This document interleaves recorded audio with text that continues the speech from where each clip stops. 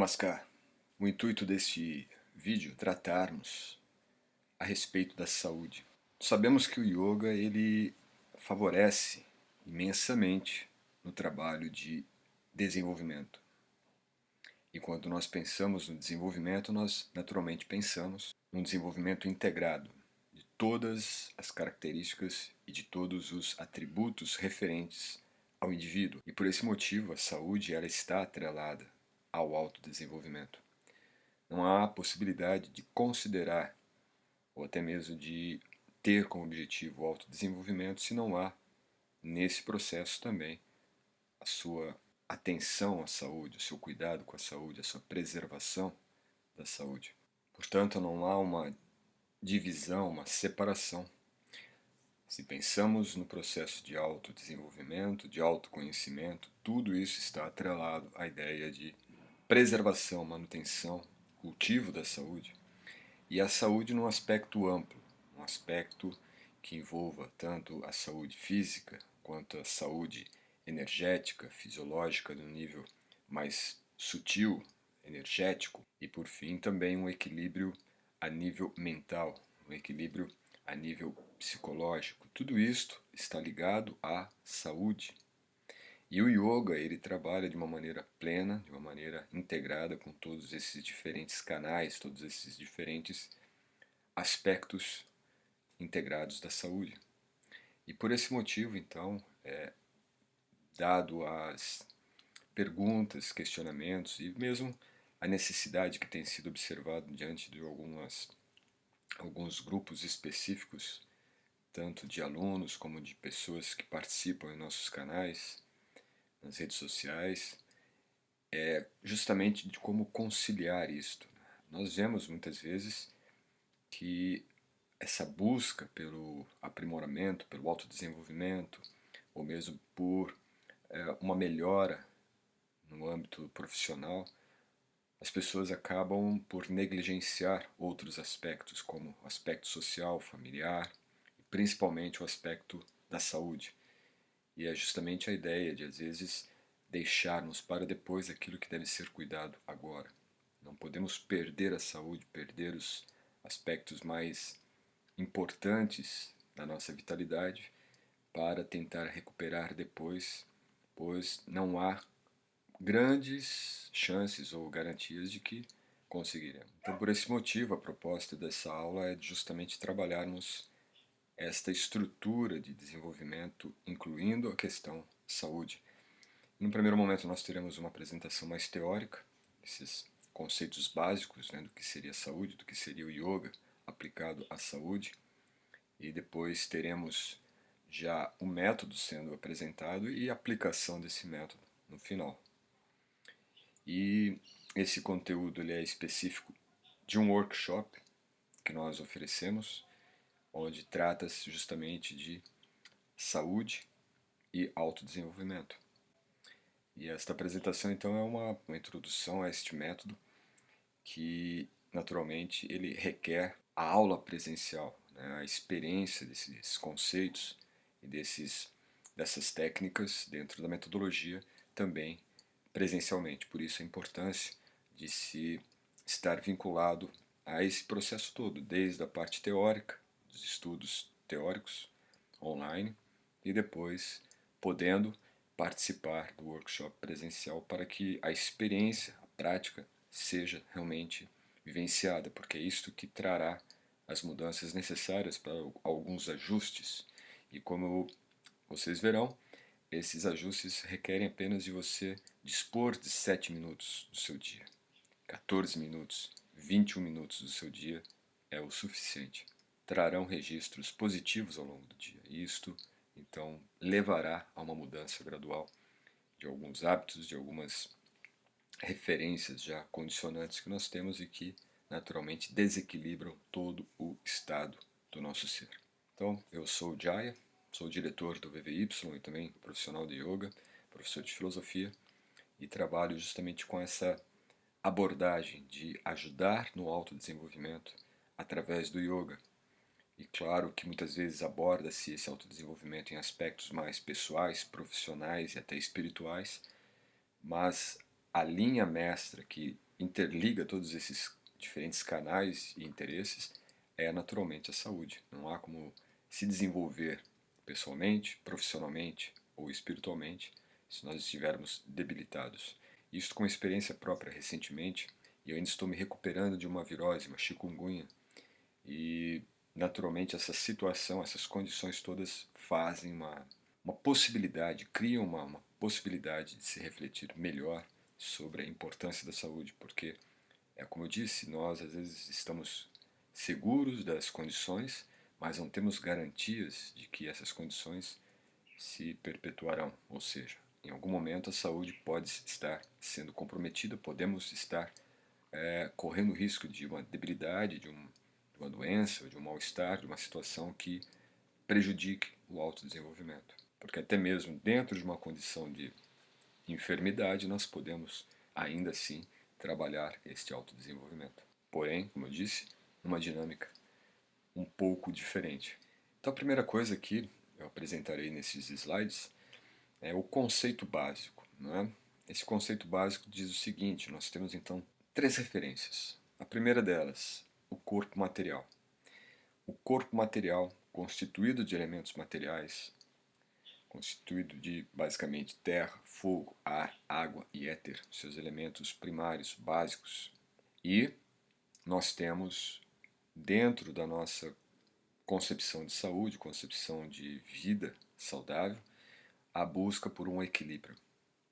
Então, equilibrar o corpo material, equilibrar as nossas exigências materiais, equilibrar as nossas condições ou fatores condicionantes da existência material, da vida material, do corpo material. Então, dentro dessa junção corpo e equilíbrio, nós devemos, sem dúvida alguma, considerar um elemento central, que é a partir desse elemento central que nós então desenvolveremos e poderemos entender melhor toda a dinâmica desta ideia de saúde e autodesenvolvimento, que é a alma individual. O corpo material é apenas uma vestimenta, o corpo material é apenas uma estrutura que reveste um princípio único, um princípio original, um princípio individual, que é a alma individual. Então, antes de mais nada, nós devemos entender esta constituição essencial de cada ser, a sua constituição, a minha e a dos demais entes, demais pessoas, ou seja, de todos os seres possuírem esta constituição espiritual de uma alma individual, o que indica individualidade. Dessa forma, então, o que se busca neste equilíbrio da saúde, no equilíbrio do corpo, é justamente o centro deste pêndulo, que é a alma individual.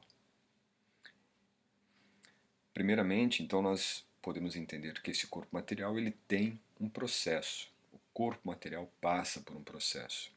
E nós entendemos que esse processo ele tem um início, ele passa por um momento de desenvolvimento, esse desenvolvimento traz uma progênie, depois passa-se para um processo de envelhecimento, um adoecimento, e então se conclui todo o processo físico do corpo.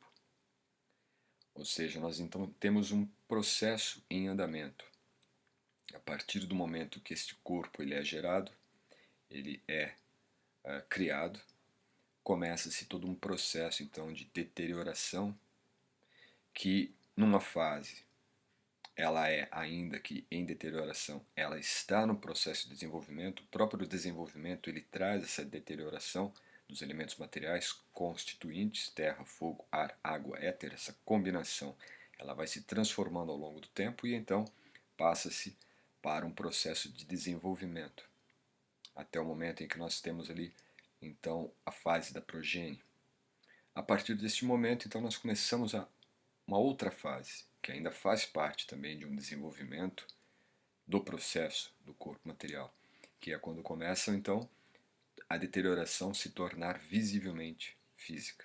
Então, as capacidades, a energia, a vitalidade, o empenho, a disposição, ela começa a ficar reduzida, até o ponto, então, de perdermos os elementos perceptivos do corpo. As ferramentas do corpo começam a perder a sua capacidade de atuação, a visão, a audição, principalmente essas duas, elas começam a ficar limitadas. E o processo de adoecimento começa a se tornar então mais evidente. Quando o corpo começa a perder as suas funções vitais, as condições de uma doença elas se tornam mais proeminentes. Não há uma regra, naturalmente, você pode ter processos de adoecimento já no processo inicial ou no próprio processo de desenvolvimento, às vezes durante a fase da progênie. Mas o que seria natural do corpo seria justamente este processo gradual. Então, o adoecimento fora desta etapa pré-conclusão, ela não é uma condição tão natural. Então, existe já um desequilíbrio cultural, um desequilíbrio ambiental, um desequilíbrio no nível de ambientação física do nosso corpo, da nossa presença no corpo, da nossa estabilidade no corpo, das nossas condições de equilíbrio entre ser e estar, entre ser alma individual e estar num corpo material.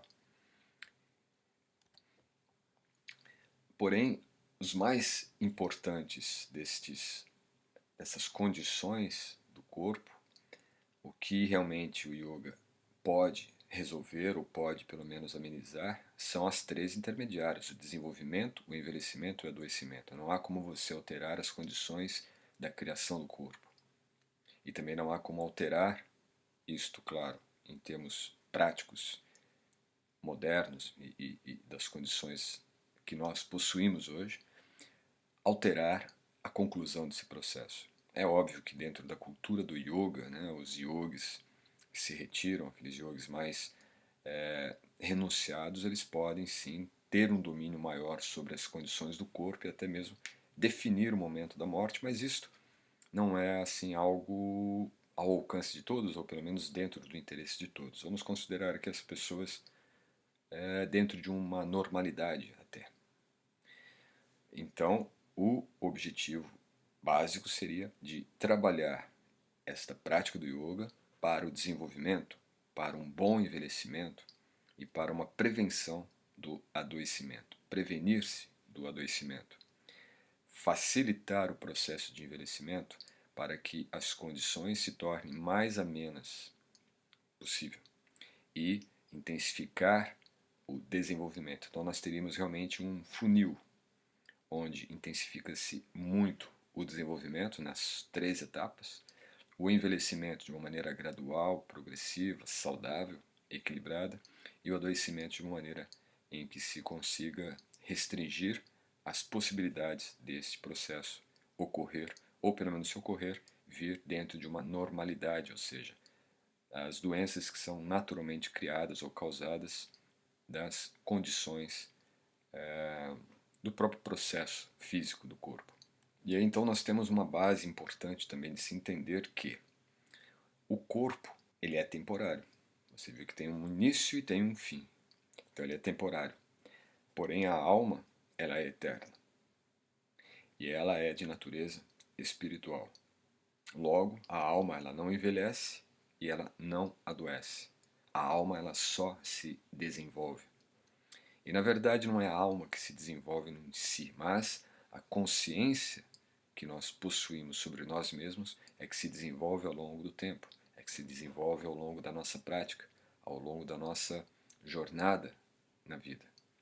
Então, à medida que nós conseguimos ganhar mais consciência das nossas condições e de nossa constituição real, nós desenvolvemos esta consciência do autodesenvolvimento. E quanto mais se autodesenvolve, quanto mais ocorre esse processo de desenvolvimento, mais nos desvinculamos da identidade, tanto do envelhecimento quanto do adoecimento. E assim desenvolvemos gradualmente esta consciência, ou esta tomada de consciência da nossa condição eterna e espiritual, dado que nós somos almas individuais, almas espirituais individuais. Então, esta tomada de consciência que traz uma mudança significativa, dado que esta alma individual, que é espiritual, ela possui três constituintes essenciais. Nós somos, do ponto de vista espiritual, do ponto de vista como alma, somos eternos plenos e bem-aventurados, porque esta é a condição da alma. A alma ela é eterna, ela é plena e ela é bem-aventurada. Anote bem esses três aspectos, porque são aspectos essenciais da alma: eternidade, plenitude, tanto de conhecimento como também de consciência, e bem-aventurança. E aí nós voltamos para a condição do corpo. O corpo material, ele passa por um desenvolvimento. Especificamente, e não, claro, unicamente, mas especificamente o que se desenvolve aos nossos olhos durante esse processo é o corpo. Ao mesmo tempo, o envelhecimento, não unicamente, mas especificamente, ele se desenvolve quando nós perdemos a nossa vitalidade. Quanto mais vitalidade é perdida, mais as células do corpo elas passam por um processo de envelhecimento, elas passam por um processo de perda das suas funções, das suas capacidades. Então, naturalmente, a vitalidade ela está diretamente ligada à capacidade de se preservar do envelhecimento.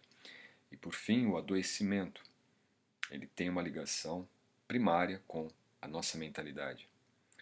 Então, a mentalidade que nós possuímos em relação à vitalidade ou em relação ao adoecimento, ela está diretamente vinculada ao processo que isso trará. Ou seja, o adoecimento, ele primeiramente surge no nosso campo mental.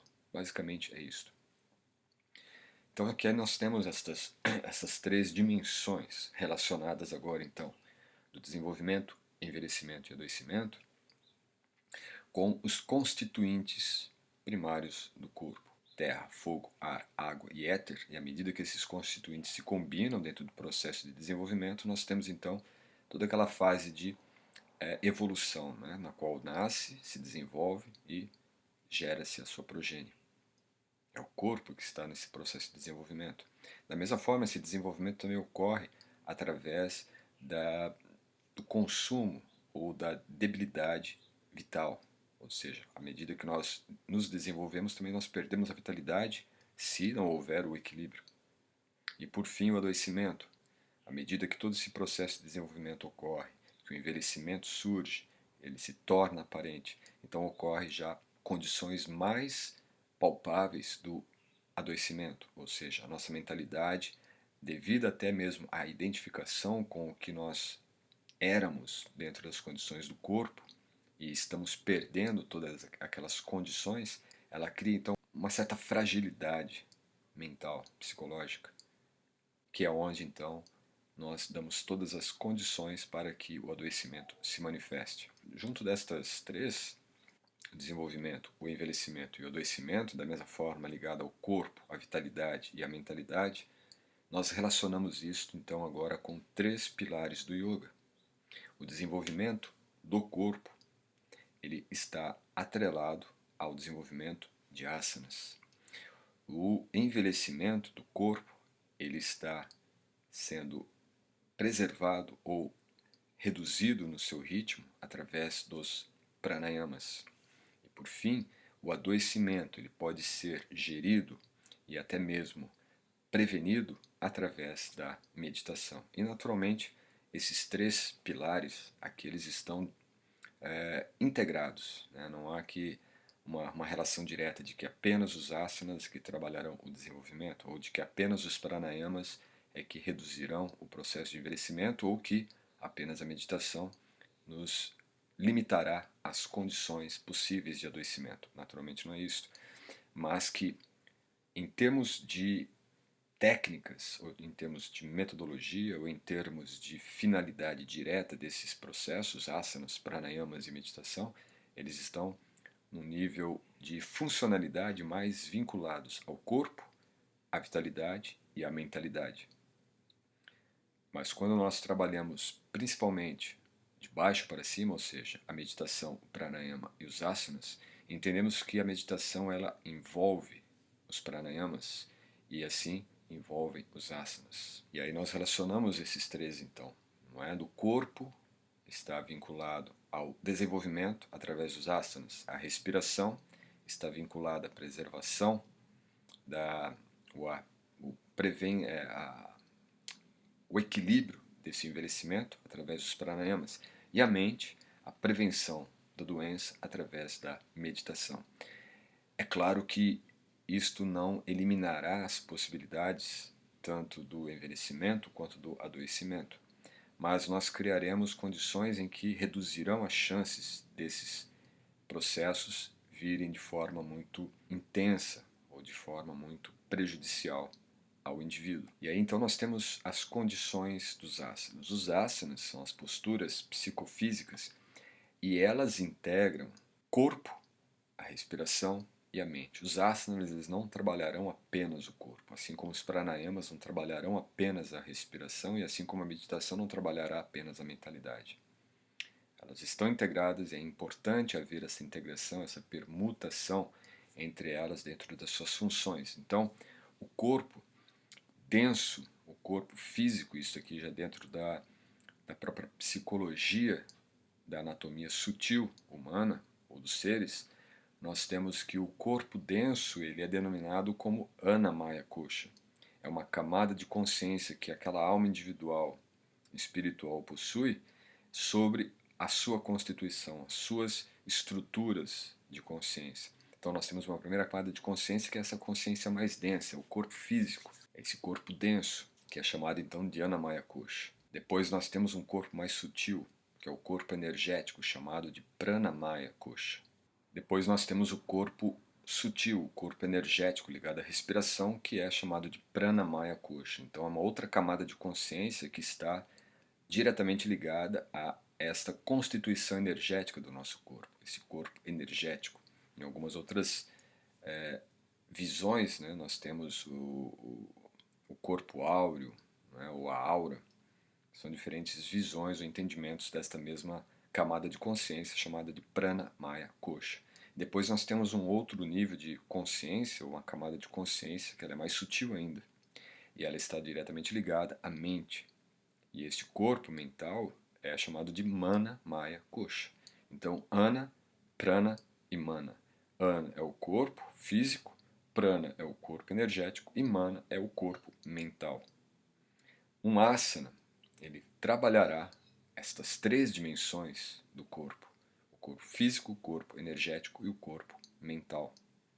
Então observe, os asanas eles não são diretamente ou unicamente específicos do corpo físico.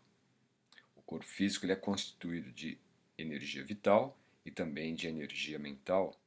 E em relação aos asanas, nós usamos basicamente aqueles que, claro, se adequam ao público. Então aqui nós consideramos que seja um público iniciante. E para este público iniciante, nós vamos usar asanas básicos. O Siddhasana, esta primeira postura, ela é uma postura que vai se repetir também para a meditação. Então o primeiro asana é o Siddhasana, postura perfeita. Depois Baddha Konasana, que é a postura virtuosa. Então são duas posturas sentadas e que trabalharão dentro desse modelo um equilíbrio mental, um equilíbrio de concentração, equilíbrio também da ansiedade. E Baddha Konasana está ligado muito à vitalidade, à energia vital. O trabalho de alongamento de regiões do ventre, do abdômen, do quadril e a vitalidade presente nos chakras básicos. Ela é bastante trabalhada no Baddha Konasana. E esses asanas eles podem mudar. Dentro da metodologia eles podem mudar de acordo com o público. Se for um público já de práticas avançadas, você pode trabalhar com outros asanas. Então aqui a gente está adaptando a um público iniciante. Os outros dois asanas serão Gomukhasana e Matsyendrasana, que também trabalha-se aqui a vitalidade, trabalha-se equilíbrio, trabalha-se força e alongamentos.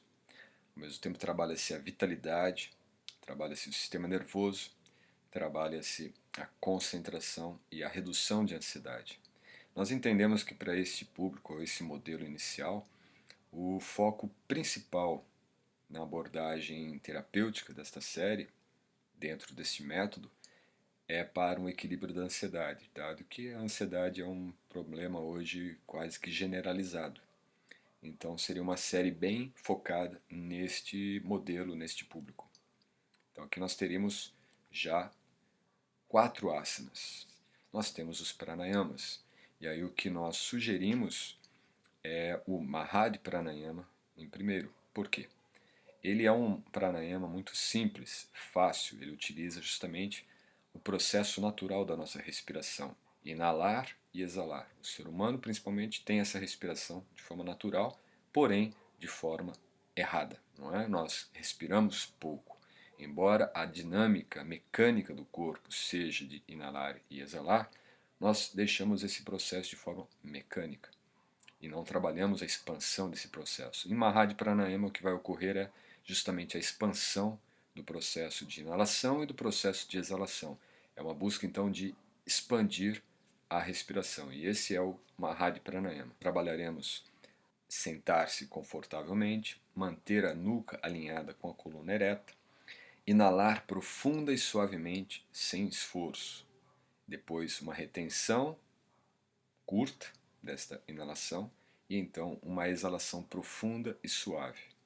Novamente uma retenção com a exalação e volta a inalar, mantendo essa sequência por pelo menos 1 minuto, por 2 minutos. O outro pranayama usado nesta série é Bhastrika, não é? Que ele vai trabalhar muito a nossa vitalidade, vai trabalhar a energia que nós estamos realmente precisando para aquelas atividades.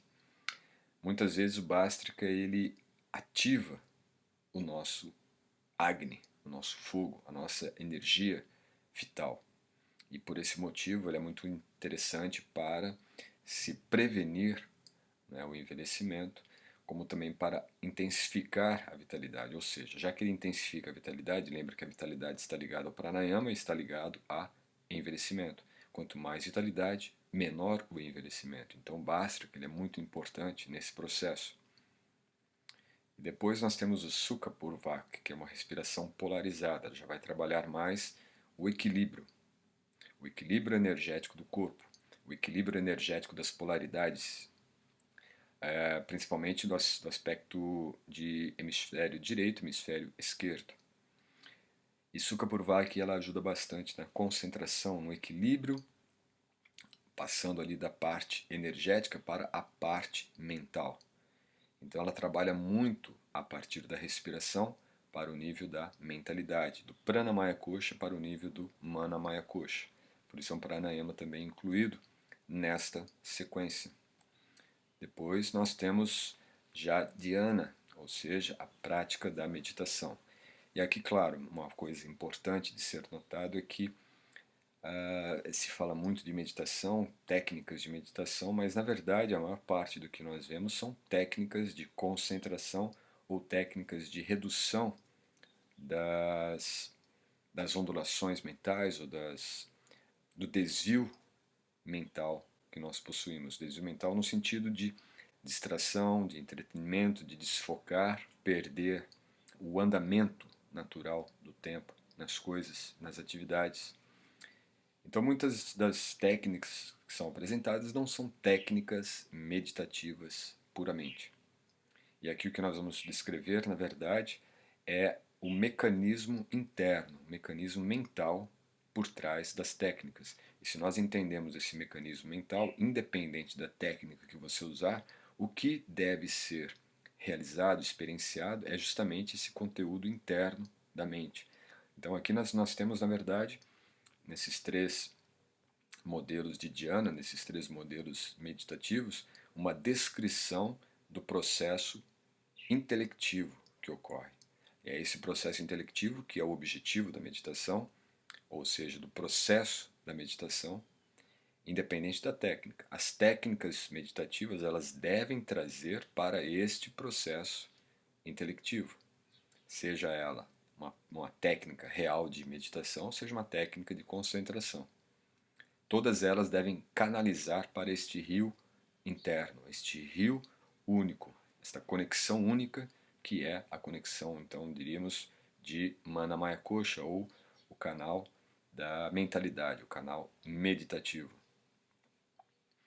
Então isto não é exatamente uma técnica meditativa, mas é a descrição do processo intelectivo que deve ocorrer para o processo da meditação. Então, o primeiro estágio é justamente a presença consciente. É de ajudar o aluno a ter uma consciência do seu estado de presença. e forçar de maneira natural, né, forçar no sentido de direcionar esse esforço, essa dedicação do aluno para perceber a presença de sua consciência pelo corpo. É uma técnica de concentração, de estar presente. Depois, concentrar-se no fluxo respiratório, que também é usado como uma técnica. Depois, observe os pensamentos que transcorrem. É trabalhar esta autopercepção, esta autoconsciência. Trabalhar esta percepção da sua presença consciente no mundo naquele momento. É uma técnica, naturalmente, de concentração, mas que, conduzido desta forma, entre 3 ações, perceber, concentrar e observar, você tem então o processo intelectivo deste método. O segundo é de uma consciência auditiva. Depois de fazer o primeiro, nós fazemos este segundo, que é de, além de estar percebendo a sua presença do corpo naquele momento, naquele ambiente, naquele espaço, naquele tempo, é de perceber agora o ambiente sonoro, não externo, mas interno, principalmente. Então é perceber o som de sua consciência. Quando você tapa os ouvidos, você vai ouvir um zumbido ou um zunido, que é um som contínuo que fica vibrando. Como se você vai num ambiente de um som um pouco mais alto, num ambiente sonoro muito alto, você vai ter ali depois aquela sensação de que está com um zunido nos ouvidos. Esse zunido, na verdade, ele é natural quando você está no ambiente também de silêncio. Se você estiver num ambiente totalmente silencioso, você vai ouvir com mais intensidade este som. Esse som é o som da consciência. Então, perceber esse som de sua consciência. Segundo, concentrar-se. Só que agora se concentrar na vibração sonora de sua presença. Ouvir o seu pulsar. Ouvir todo o som que está assim se interligando com você naquele momento de sua presença. E depois observar o tempo que não se altera, ou seja, todo esse processo que está transcorrendo, ele está transcorrendo dentro de um nível que não se altera. É a sua presença.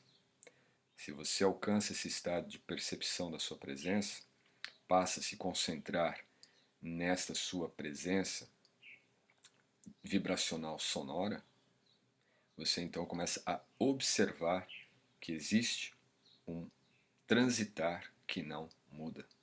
Ou seja, você está se situando no seu estado de consciência presente. Por fim, a ação intelectiva da consciência é um conceito um pouco mais complexo, que indica uma ação num outro nível. É uma ação da consciência. E uma ação da consciência de forma intelectiva, isto é, com um direcionamento, com uma finalidade, com um propósito, com um objetivo, com uma meta, que não é uma meta apenas física, mas uma meta metafísica, uma meta transcendental. Ou seja, a nossa mente ela passa nesse estágio da meditação a atuar numa outra camada ou num outro nível de consciência.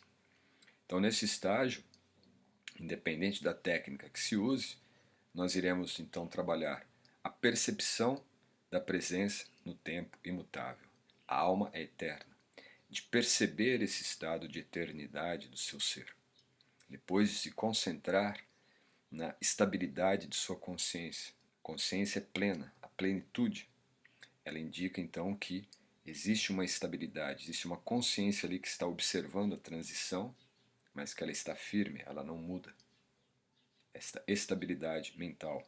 Concentrar-se nessa estabilidade mental, porque essa estabilidade é uma característica do nosso ser individual, do nosso ser espiritual. E assim, observar a graça de cada instante entregue. Então, se você está nesse estado de estabilidade da consciência, você começa a perceber ou a observar a graça da própria existência, a graça do próprio estar vivo, a graça de estar ali numa gratitude, numa gratidão pela existência, pela graça divina.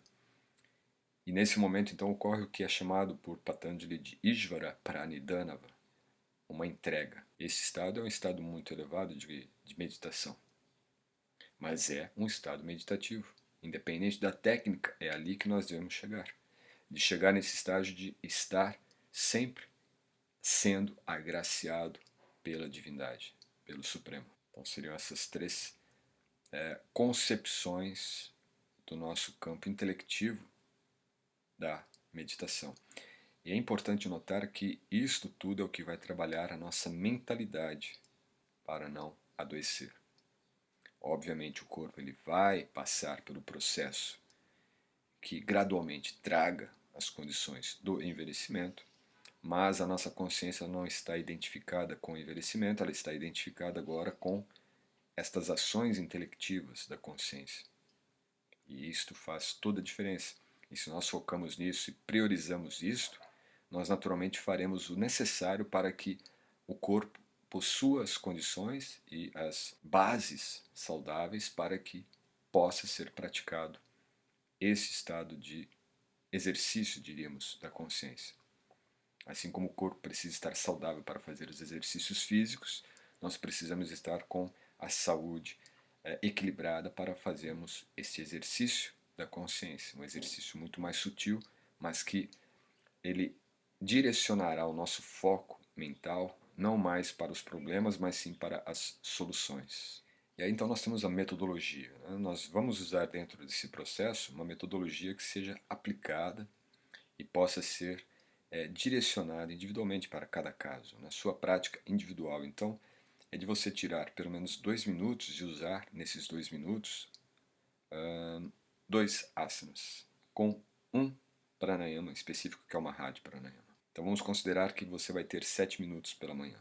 Você vai usar 2 minutos para praticar asanas, escolhendo 2 asanas, e fazer nesses 2 minutos, com esses 2 asanas, o Mahadi Pranayama que foi visto nessa série.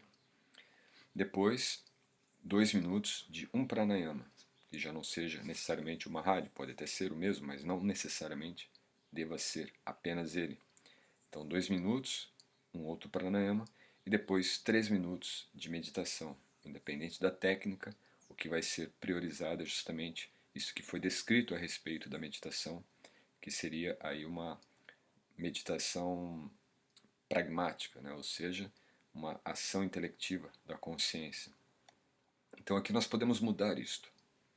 Vamos considerar que o aluno ele tenha interesse aqui de ter durante uma semana uma prática que ele mantenha isto fixo, ou seja, ele vai usar todos os dias 2 minutos do mesmo asana com este Mahadi Pranayama, vai usar 2 minutos com um pranayama específico, depois os 3 minutos com uma técnica meditativa buscando esse desenvolvimento da mentalidade através da meditação. E depois ele pode mudar, ele coloca outros asanas, entende? Tudo isso aqui é alterado, isso aqui é a estrutura desse método. Depois nós temos então uma outra maneira, né? uma outra estrutura, um outro desenho, que é de 3 minutos de Surya Namaskar com Ujjayi Pranayama.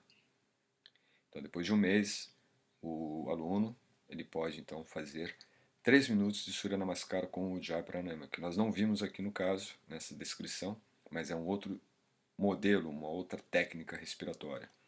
3 minutos de Surya, 3 minutos de meditação, 1 minuto de relaxamento. Naturalmente é pouco tempo de relaxamento, mas aqui vamos considerar apenas os 7 minutos que o aluno possua para esta sua prática.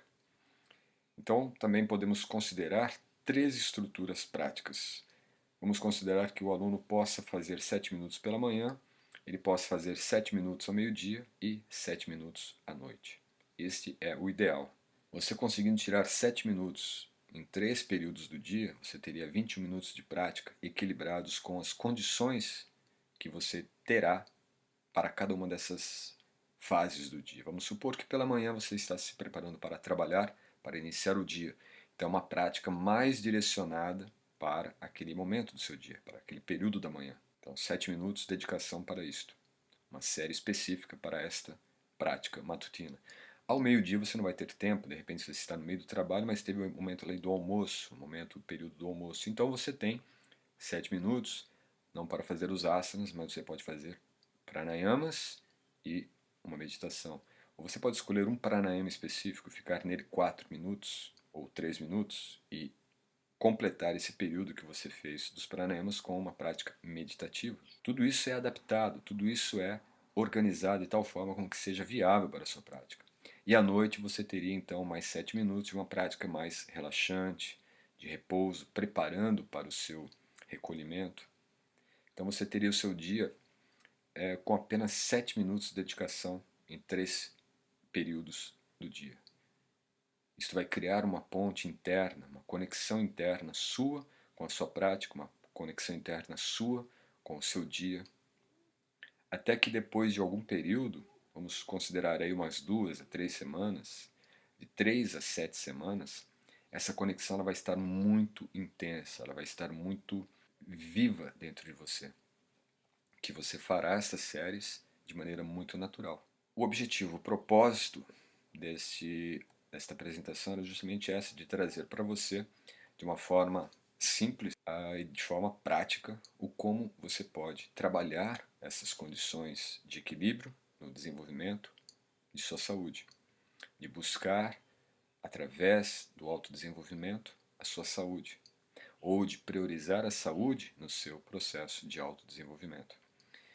Espero que possa ter contribuído e, naturalmente, havendo a possibilidade, participe de algum dos nossos encontros, dos nossos workshops, para que possa experienciar de maneira prática este conhecimento, esta experiência no yoga. Agradeço a sua atenção. Até a próxima. Namaskar.